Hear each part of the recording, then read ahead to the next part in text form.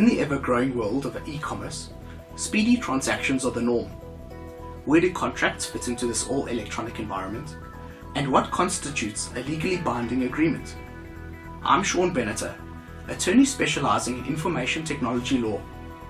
In today's Law in Minutes presentation, the focus is on contracts within the e-commerce environment. Where contracts are concerned, there are usually three formalities. The contract must be in the written form, the parties must sign the contract, and a third party must authenticate the contract, such as notarial authentication. These formalities are required for 5 reasons: legal certainty, provided by writing; identification, attribution, assent, and authentication, provided by the signature. The formalities may be required either by statute or by the parties themselves. The general rule in South African law is that no formalities are required for the conclusion of a valid and binding agreement. Agreements therefore can be concluded by any means of communication which sufficiently indicates the intention of the parties concerned to be bound. Such communication can be expressed or implicit and can consist of the spoken word, writing, and even conduct. There are, however, 2 broad exceptions. The first is formalities prescribed by law. A few South African laws require formalities for certain types of agreement or communications. For instance, the Alienation of Land Act requires a contract for the alienation of land to be in writing and signed by the parties. The General Law Amendment Act requires contracts of suretyship to be in writing and signed by the surety. The Matrimonial Property Act requires the authorization of a person married in community of property for certain transactions to be in writing and attested by 2 witnesses. And certain mining rights and leases need to be notarially executed in terms of the Mining Titles Registration Act. The second exception comes in where formalities are prescribed by the parties. It is not uncommon for parties to require their agreements to be reduced to writing and signed before such agreements become valid and binding. Most written agreements are likely to contain a clause in terms of which no variation or consensual termination of the agreement is valid or binding on the parties, unless it is reduced to writing and signed by both parties. In line with the principle of functional equivalence, the Electronic Communications and Transactions Act 25 of 2002, or ECT Act as it is commonly referred to, makes provision for compliance with these formal requirements by electronic data messages. There can be little doubt that most data messages that can be displayed on a computer or cell phone screen will be considered writing in terms of the common law. Writing in this context merely refers to a depiction of the spoken word, which is capable of being read. Section 12 of the ECT Act has put this issue beyond doubt by stating, a requirement in law that a document or information must be in writing is met if the document or information is in the form of a data message and accessible in a manner usable for subsequent reference. These requirements are stricter than those under the common law, in that the data message is required to be available for subsequent reference. However, this requirement makes important sense in the context of formalities, the object of which is to provide legal certainty. If a data message is so transient that it cannot be saved for subsequent reference, it cannot provide that certainty. If a formal requirement for the validity of a document is that the document must be signed by a party to it, it is probably not possible in terms of the common law for such signature to be effected by electronic means. In terms of the common law, a signature is the handwritten symbol appended to a document by a person. An electronic signature does not meet these requirements. A signature has several functions.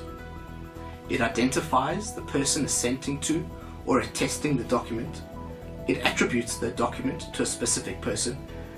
It indicates assent by, for instance, a contract party, or attestation by a witness, and it authenticates the originality of the document. Physical signatures have fulfilled these functions in law for centuries. However, they are not unproblematic or unfailing. After all, it can be difficult to prove that a signature is a forgery. Electronic signatures must fulfill all of these functions and provide at least as much legal certainty as traditional signatures, were they to provide an alternative method of signing. Section 13 of the ECT Act makes provision for the use of electronic signatures by stating, subsection 1, where the signature of a person is required by law and such law does not specify the type of signature, that requirement in relation to a data message is met only if an advanced electronic signature is used. Subject to subsection 1, an electronic signature is not without legal force and effect merely on the grounds that it is in electronic form.